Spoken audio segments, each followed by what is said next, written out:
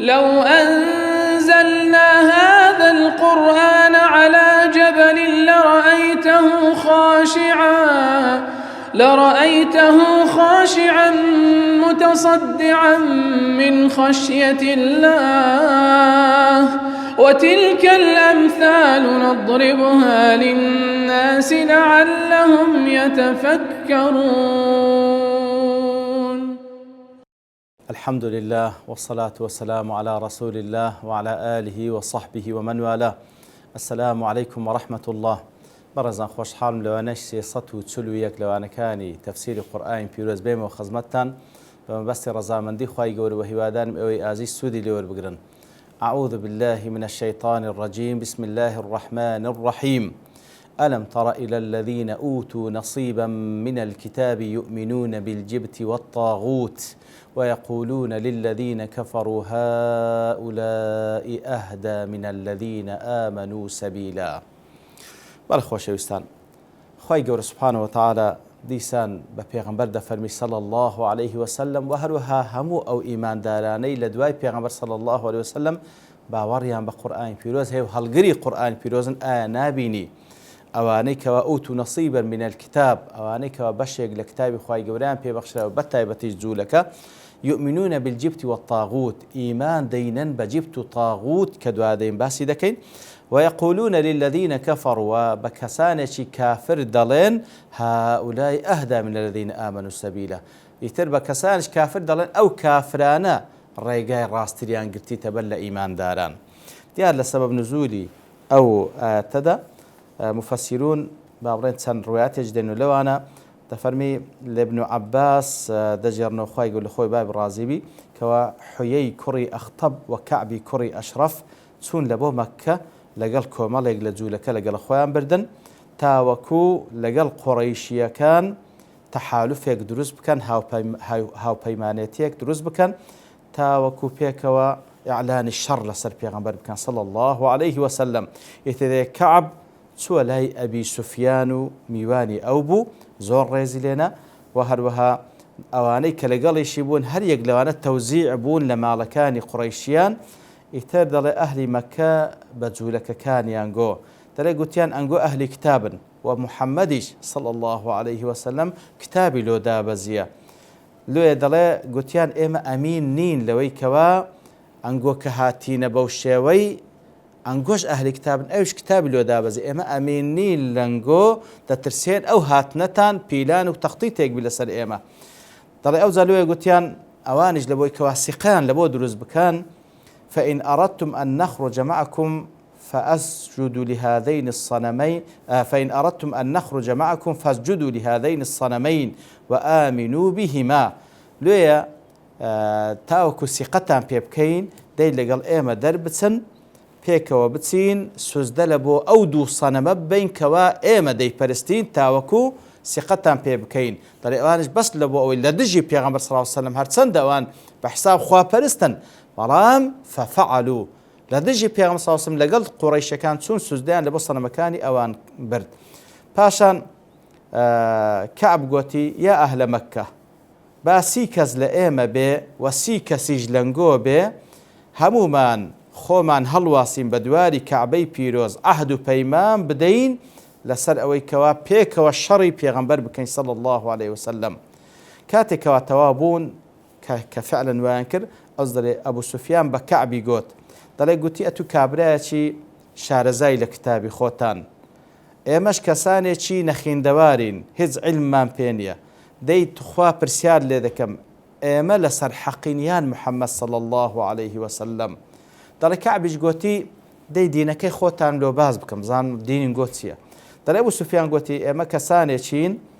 کاتێکەوە خەڵکانێک دێن لە بۆ حەجکردن لە بۆ ماڵی خوای گەورە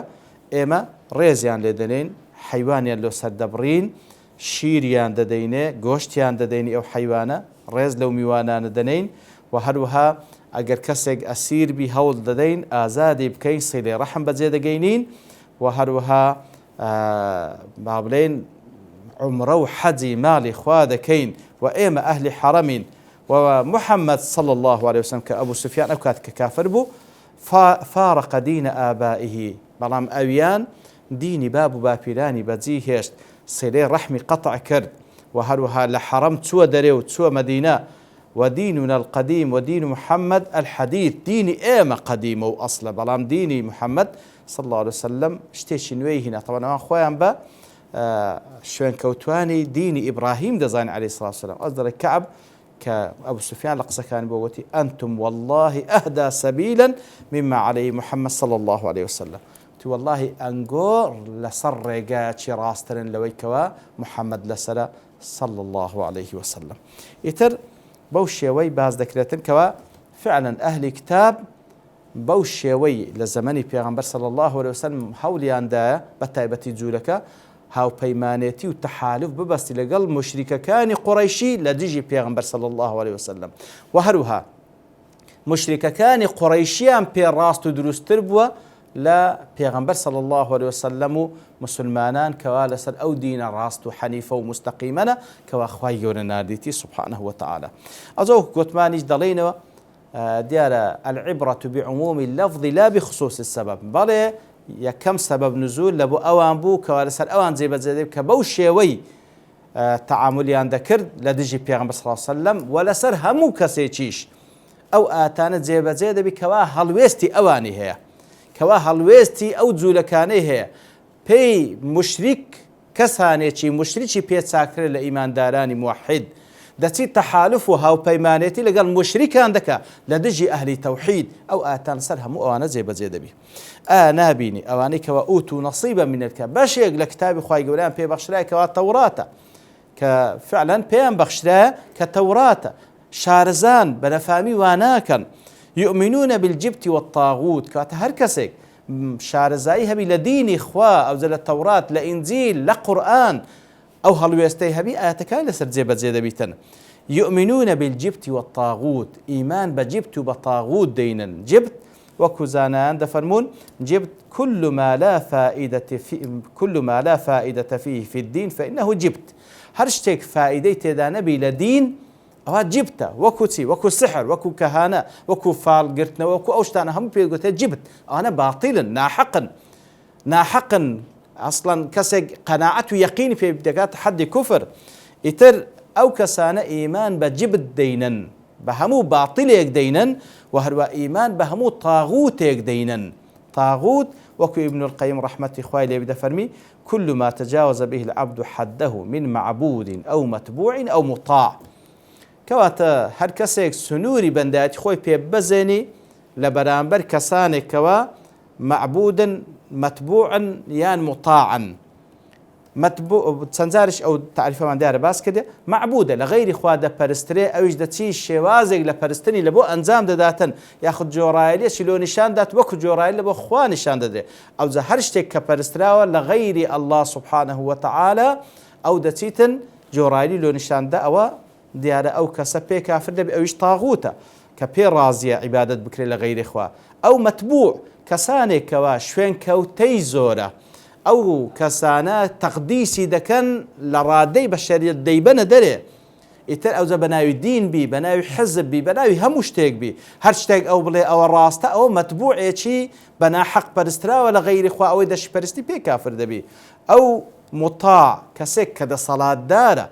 دەسەڵاتی هەیە بە حکمی دەسەڵاتەکەی بە ئاگر و ئاسن شت دەستەپێنی لەسەر خەڵکی خەڵکانێکیش جۆڕالی دەکەن بەبێ ئەوەی کەوا مراعاتی حکمی خوای گەورە بکەن کە فلانە شت حەلالەیان حرامە ئەو کەسەش کە خۆی سەپاندێ بە ئاگر و بە ئاسن غەیری شەریعەتی خوا سبحانه وتعالى حکم دەکات لەسەر خەڵکی و خەڵکیش پێ ڕازینە عینی بە هەمان شێوە ئەویشیان تاغوتە کەواتە نەتبینی ئەوانەی کەوا بەشێک لە کتابی خوای گەورەیان پێبەخشرا ئیمان بە جبت و بە تاغوت دەینن بە هەموو شتێکی باتیل و پوچەڵ دەینن و هەروە ئیمان بە هەموو تاغوتێک دەینن ويقولون للذين كفروا وهروە بە کەسانێکی کافر دەڵێن هؤلاء أهدى من الذين آمنوا السبيل أو زي يقولون للذين كفروا ليرى لامك هندق لزانان وتبا معناي فيده وتيقولون في الذين كفروا درباري كسانش كافر دلن ياخذ يقولون للذين كفروا لبو خاطري أوان بكافر كان دلين هؤلاء أهدى من الذين آمنوا السبيل كواتا سبحان الله مقاييس يعني لي قرا دلين كافر كان كافر مشرك كان ريقاو عقیدە و بیر و باوەڕیان باشترە لە کەسانێکی ئیمانداری ڕاستەقینە کەوا لەسەر عقیدەی قورئان و سنن. ئەوە وەکو گوتمان یەکەم کەس لەسەر جوولەکەکان جێبەجێ دەبی، بەڵام دواتریش هەر کەسێک ئەو سفەتەی لێبێتە جێ. جا سزایان چێ ئەو کەسان؟ خوای گەورە دەفەرمێ ئولائیکە الذین لعنهم الله. ئەوانە کەسانێکن خوا لەعنەتی لێ کردینە. هەر کەسێک ئەوە هەڵوێستی بی پاش ئەوەی کەوا شارەزاییشی لە کتابی خوای گەورە هەبی، ئەو جا ئیمانی بە جیبت و بە تاغوت بینی و بە کەسانش کافری پێ باشتر بی لە ئیمانداران، ئەوانە خوا لەعنەتیان لێ دەکات. ومن يلعن الله فلن تجد له نصيرا. دیارە لەعنەتیش ئەوەیە کە خوا لەعنەت لە کەسێک بواتە دووری دەخاتەوە لە ڕەحمەتی خۆی. کەسانێکە دووریان دەخاتەوە لە ڕەحمەتی خۆی، هەر کەسێکیش خوا لەعنەتیان لێ بکا و دووریان بخاتەوە لە ڕەحمەتی خۆی، فلن تجد له نصيرا. هیچ هێز و توانا و دەسەڵاتێک نییە بێتن بەسەری بێخی. طبعا کەسێک کە خوا لەعنەتی لێ بکا، وەکو لە حەدیثێش پێغەمبەر داهاتێ صلی الله علیه وسلم لەعنەت لێکردن وەکو کوشتنە. لەبەرەوە کەسێک کە خوا سبحانه وتعالى بڕیاریدا لە ڕەحمەتی خۆی بە دووری بێختەوە، ئەو کەسە بەدبەخت دەبی لە دنیا و لە قیامەت. ئیتر هەر کەسێکیش خوا دووری خستەوە لە ڕەحمەتی خۆی بە لەعنەت لێکردن، هیچ هێز و دەسەڵاتێک نییە بتوانانی بەسەری بێخی. فلن تجد له نصيرا. پاشان خوای گەورە سبحانه وتعالى هەر لە حەقی ئەوان دەفەرمی أم لهم نصيب من الملك فإذا لا يؤتون الناس نقيرا. أم لهم نصيب من الملك، یان ئەوەتا وەکو ئیستفهامە، یان لە بۆ ئیضرابە، یان ئەوەتا بەڵکو ئەوانە بەو شێوەی دێ بەشێکیان لە مولک پێبەخشرایە، ئەوان تەسەڕوف لە ملکی خوا دەکەن سبحانه وتعالى. طبعا ملک هەمووی لە بەردەستی خوایە. تبارك الذي بيده الملك. هەموو ئەنواع و شێوازەکانی ملک. لێرەدا زیاتر ئەو ملکەمە بەست لەوەی کەوا طبعا ئەوان پێیان ناخۆش کە پێغەمبەرەتی بە محەممەد المستەفا بەخشرایە صلی الله عليه وسلم، پێیان خۆش بە کەسێک بەخشرێت تەنها لە بەنی ئیسرائیل بی. خوای گەورە دەفەرمێ یان ئەوە تا ملک لە بەردەستی ئەوانە، یاخود بەشێک لە ملک لە بەردەستی ئەوانە. خۆ ملک لە بەردەستی ئەوان نییە، وەکو خوای گەورە لە سوورەتی الزخرفش دەفەرمێتن ئەهم یەقسیمون ڕەحمەتە ڕەبیک. ئەوان ڕەحمەتی خوای گەورە تەوزیع دەکەن کەوا چێ بتە پێغەمبەر و چێ هیدایەت وەربگری و یان وەرنەگری و یاخود مولکی دیکە تەوزیع دەکەن. کەواتە ئەوەش تەنها تەبارەکە الذی بیەدیه الملک. هەموو ملک لە لای خوایە و خوا سبحانه وتعالى تەسەڕوفی تێدا دەکات. کەواتە ئەم لەهم نەصیب من الملک، ئەگەر ئەوان وابن، ئەگەر فعلا بەشێک لە مولکیان لە بەردەست دەبی چ بکەن؟ فإذا لا يؤتون الناس نقيرا. ئەسڵەن ئەگەر بەشێک لە مولکیان لە بەردەست بی، بەقەد نەقیرێکیش نادەنە خەڵکی. هەندە بەخیلن. نەقیر چییە؟ نەقیر هەر عینی لە ناو بابڕێن دنکە ناوچی دنکە خورمای قۆرتێک و یاخود چاڵێکی زۆر بچووکەیە لەسەر پشتەکەی، لەلایەکی شەقێکەیە فەتیلی لە ناوە، لە پشتەکەی ئەودا لە مقابلی نقڕەیەکی زۆر گسکە هەیە، واتە قۆراتیەکی زۆر کەم هەیە، پێدەگوترێ نەقیر. خوای گەورە ئەوجا نمونە بەوی دەینەوە، دەفەرمیتن ئەگەر بێت و ئەن مولکیان لە بەردەست بی، نەقیرێکیش نادەنە خەڵکی. واتە ئەو هەندە کەس بی سبحان الله بەردەستیان دەرێن. جوولەکە صفاتی زۆر غەریبی هەیە، جەبانن، حەسوودن، بەخیلن. ئیتر لێرەش خوای گەورە دەفەرمی خۆوان مولکی خوا لە بەردەستی ئەوان نییە تاوەکو حکم بکەن چێ پێغەمبەرەت پێ بەخشرێیان نە. خۆ ئەگەر لە بەردەستیان بە نەقیرێکیشیان نەدەدا خەڵکی،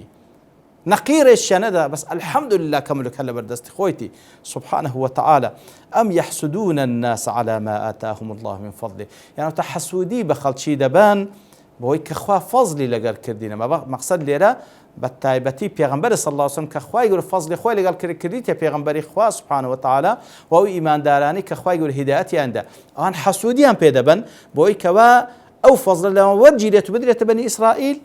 فقد آتينا آل إبراهيم الكتاب والحكمة. إخو آل إبراهيمش ونبي أوان بيبجبون بني إسرائيل لو فضلي. آل إبراهيم واتا نكهر إبراهيم نوي إبراهيمش لإسحاق ولإسماعيل أوهم بيغمبريك ولا نوي إسحاق ليعقوب ليوسف لموسى ولعيسى حمول بني إسرائيل. إذا باش آل إبراهيم خواي قرد فرميت زايد سمان بيبخشين آتيناهم الكتاب والحكمة. كتاب من بيبخشين، كتاب خوا من بيبخشين، حكمت من بيبخشين بوي كوا كارو كردوا لزيجاي خوي بكن، كارو كردوا لزيجاي خوي بكن. وآتيناهم ملكا عظيما، ملكي يكزار زور ما بيبخشين، وكو سليمان وكو داود. باش اوان حسودي بخلشي دبن بەڵام لەگەڵ ئەوەش نەکەر ئیمان بە پێغەمبەری مەنانی سڵاسم بەڵکو لە بەنی ئیسرائیل فمنهم من آمن به ئیوا هەبوو ئیمانی پێدەهینا بە ئیبراهیم و بنەوەی ئیبراهیم و وهروە محەممەدی صلى الله عليه وسلم ومنهم من صد عن ئیواش هەبوو صد عن صد نفسه وصد غيره کەواتە خۆی لێ بە دوور دەگرت و خەڵکیشی لێ بە دوور دەگرت و کۆسپی دروست دەکرد کەواتە لەگەڵ خۆشیان ڕاز نەبووینە ئەوانە وەکەفا بجەهەنەمە سعیرە ئیتر کافیە جەهەنەم وەکو جێگایەکی سووتێنەر سعیر بۆی کەوا جێگای سووتێنەرە ئاگرێکی بڵێسەدارە و جێگایەکی سووتێنەرە کافیە لە بۆ ئەو کەسانێکەوە بەو شێوەی هەڵوێز دەکەن بەرامبەر بە تەقسیمکردنی فەزلی خوا و خوای گەورە کەسانێک کاتە پێغەمبەر وەکو محەممەد المستەفا صلی الله عليه وسلم کەوا بەو شێوەی حەسوودی پێدەبن و بەخیلی دەکەن و إلى آخر لە صفاتە ناشرینەکانیان لەخوای گەورە دەپاڕێنەوە دوور بین لە صفاتی یەهود و ئەمسالی یەهود خوای گەورە سبحانه وتعالى بمان کاتە شوێنکەوتەیەکی ڕاستەقینەی محەممەد المستەفا صلی الله عليه وسلم تاوەکو شاد بن و بە شەفاعەتی ئەو و هەروها لە ئاوی کەوسەر لە خزمەت ئەودا بخۆینەوە و خوای گەورە لە بەهەشدا لەگەڵ یەکتری کۆمان بکاتەوە. وصلى الله وسلم على نبينا محمد وعلى آله وصحبه أجمعين وآخر دعوانا أن الحمد لله رب العالمين. لو أنزلنا هذا القرآن على جبل لرأيته خاشعا متصدعا من خشية الله وتلك الأمثال نضربها للناس لعلهم يتفكرون.